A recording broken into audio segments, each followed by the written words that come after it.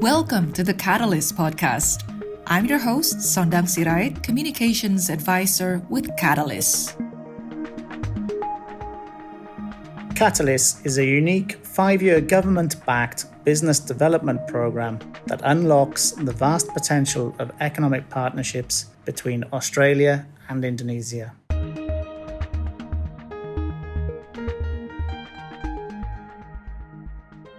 Over the past few decades, women's economic participation has increased. Research has pointed out the real benefits of having a diverse leadership team, linking it to better decision-making. There is evidence that women perform well in multiple aspects of leadership. However, data also shows that when it comes to female talent pipeline in senior management roles, the narrowing persists across industries. In this episode of the Katalis Podcast, we ask, what are the challenges for women leaders of the future? And what are the actions needed to meet them? Thank you for joining us. We invite you to join in the conversation on social media and our website at ayachepa-katalis.org.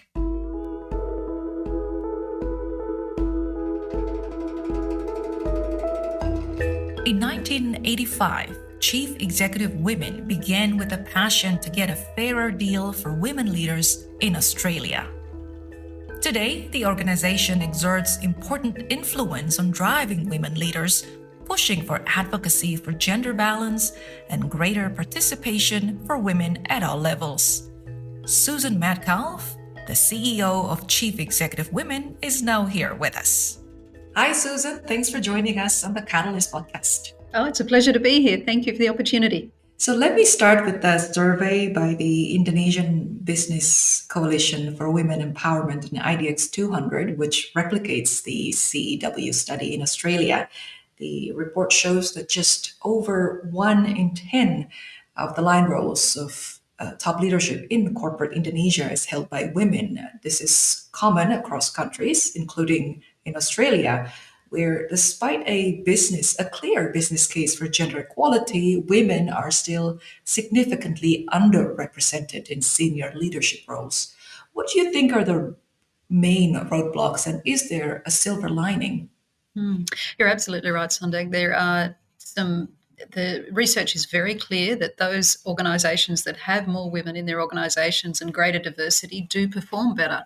The Indonesian data is clear. The Australian data is clear that there just are not enough women in those roles, and particularly those line roles, those ones with profit and loss responsibility that are the pipeline to the CEO.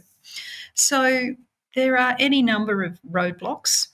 In Australia, at least, women leave university in higher numbers than men, and yet they're not making it through the ranks to those most senior leadership roles. So there's something that happens over the career trajectory of women. The barriers are many through those years, and they're everything from societal expectations through to lack of opportunities, through to straight-out bias against women. So employers, if they want to attract the best talent, need to be open to looking at the whole pool of available people, not just people who look like them. So if you're thinking about what is the silver lining, I think it's that the data shows there is a terrific opportunity here for organisations to do more and to do better and to perform better by bringing more women into their organisations and ensuring that they progress through that leadership pipeline to the most senior levels of leadership. With Indonesia taking up the CEW report methodology and with your organization working closely with IBCWE, what potential do you see for women leaders to strengthen this bilateral relationship? It's been a fantastic relationship so far. We've really enjoyed working together and looking at this data and giving ourselves some comparison across both countries. And the data provides a foundation. CEW was formed to support other women progressing into leadership, and by extension, we hope that we do that through this bilateral relationship as well. We want to think broadly about the lessons that have been learned in other markets, and there may well be things we can learn from the experience of Indonesian women in their organisations. So if we continue to work together, continue to learn from one another, we're really looking forward to the dialogue that we will have together a little bit later in the year around business and the women in business. We have heard of how hard it is to build a support network in a boys' club world. Could part of the problem be a lack of unified voice that advocates for equal gender representation on company boards? Yeah, we certainly hear about the boys' club out there, don't we? CEW was formed to support and enable more women leaders. And you will have heard the expression that it's hard to be what you can't see. You can't be what you can't see. So role modelling as well as mutual support is really important. And that was one of the foundations of CEW as a membership organisation.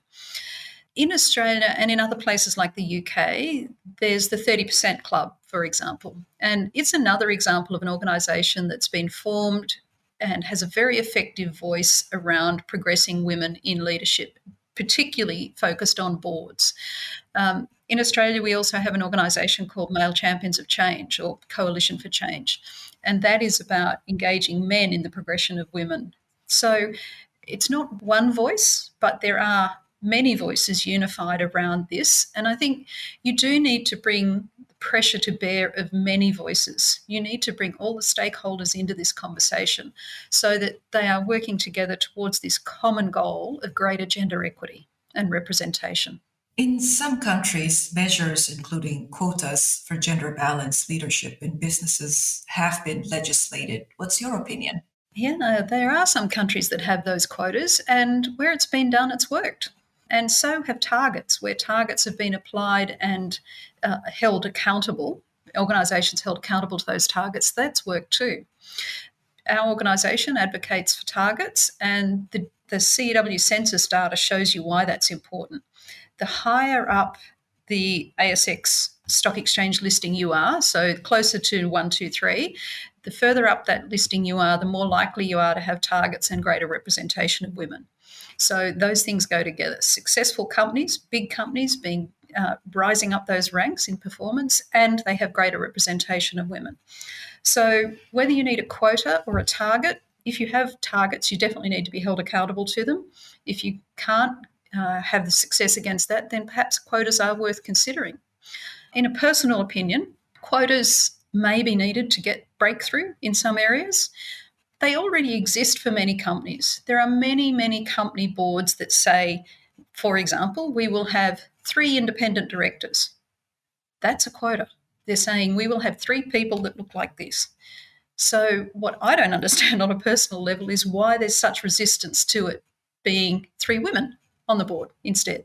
So I do think there may be occasions when a quota is required to get the sort of breakthroughs that we need. Many companies have made commitments to provide facilities for women employees, such as nursery rooms, lactation rooms, flexible working arrangements, and so on. Are those enough? Those are a great start. And every workplace should be as welcoming and inclusive as it can be. And those sorts of measures definitely make those workplaces more like that. But the next step is ensuring that those companies also have their men availing themselves of flexibility and paid parental leave. This is about normalising the way we work, things that we need to support ourselves and our families and still do our job in a great way. So it's critically important that some of those things like paid parental leave and working flexibly are not just seen as there for the women. They are there for everybody. So the company commitment beyond some of those physical measures needs to be in culture and ensuring that men are as equally committed to those measures as the females in their workplace are.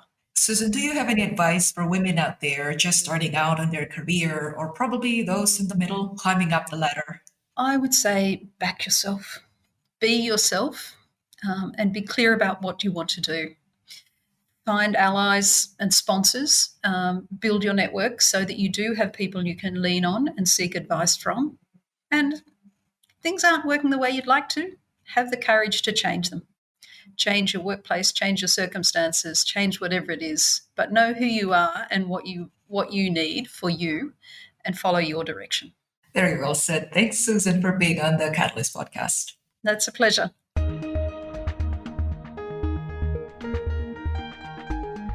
As corporates, we've got a role to play in really actually getting women and girls excited about technical careers, because there's so much of our future lies there. And I think actually the current situation with COVID has only amplified that, because we now all live and breathe in a virtual, online, technically based world. So if we thought that was far away, it's right here in our living rooms now. At entry level, our application rate reflects the still low proportion of females electing to study some relevant subjects for our business. So we're investing time in creating a wider pipeline of female graduates and explaining the appeal of a career in finance to high school students and female students in undergraduate courses, and promoting STEM subjects. And this work includes partnerships with education institutions, participative events, and internships. My main message to girls out there is, why let boys have all this fun? You've just listened to Alex Badana, Group Executive Transformation, Communications and People at Telstra, and Shamara Wikramanayake, Managing Director and CEO of Macquarie Group in Australia.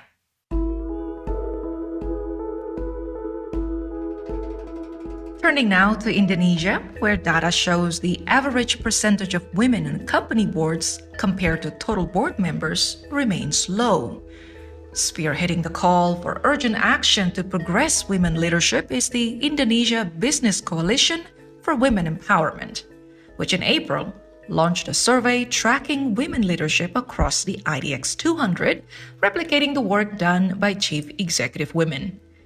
Let's welcome Debby Alishinta, Chairperson of the Advisory Board of the Indonesia Business Coalition for Women Empowerment. Hi, Bu Debby. Thanks for joining us on the Katalis Podcast. Hey, hello, Ibu Sonda. Thank you to have me here. I want to begin by pointing out an irony. Everyone seems aware of the business benefits of gender diversity. However, women's representation continues to shrink as they climb up the corporate ladder. What is the situation like in Indonesia now? I think it is a similar situation in Indonesia, where women representation at the higher level is shrinking due to the various reasons, such as gender bias toward the women leadership, cultural barrier, and a domestic responsibility that is still heavily carried by the women. For instance, in our preliminary finding of the survey of the women in executive leadership team of the IDX 200, it's only 8 female CEO out of 200 companies. This is less than 5%. And the leaking pipeline also happened on the senior management level. However, during a pandemic, female leaders in Indonesia who play an active role in developing their potential in the world of work are getting bigger.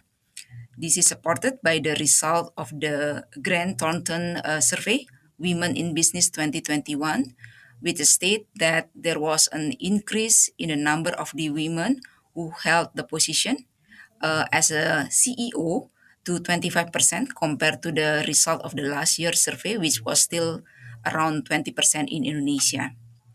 The highest senior position with the largest female population in Indonesia is held by CFO, Chief Financial Officer, is around 56%, which surpassed last year's result with around 48%, followed by the Human Resources Director, or CHRO, as around 40%, and CIO, Chief Information Officer, is around 31%. That's actually the number to give you some sense of the survey. To what extent are local investors, local businesses paying close attention or not to gender balance in leadership teams? The global trend has shown that the investor are starting to pay attention to the gender balance, as business cases prove that the gender balance is the good for the business and eventually will lead to the better performance. However, we thought the affirmation action from the investor, it will be hard to move the needles. Corporates are still seeing the gender equality as the social issue and not really a business issue. More and more investors are taking interest in the workplace gender equality. It is shown in the mandatory reporting or the compliance document that they ask for the company to fill with the number and ratio of the women in the leadership. Now investors are increasing the expecting companies to have a policy, framework, and measurement tools in place to actively ensure their operation across all levels are contributing to the fight against gender equality starting in the boardroom. I understand that the IBCWE is working with Chief Executive Women of Australia to track progress of women through to the senior ranks of corporate Indonesia. If you could tell us more about that. IBCWE is collaborating with the Indonesia Stock Exchange and support from the Katalis and Investing in Women to replicate the survey of the women in the executive leadership team of the ASX 200 that Chief Executive Women has done since 2017 by looking at the same element at the IDX 200. Probably the survey is slightly different with the model of the corporation that CEW did in Australia. The work in Indonesia was involving the IDX as the market regulator, and IDX is aiming to include the survey as part of their annual activity and their commitment as the member of the Sustainable Stock Exchange.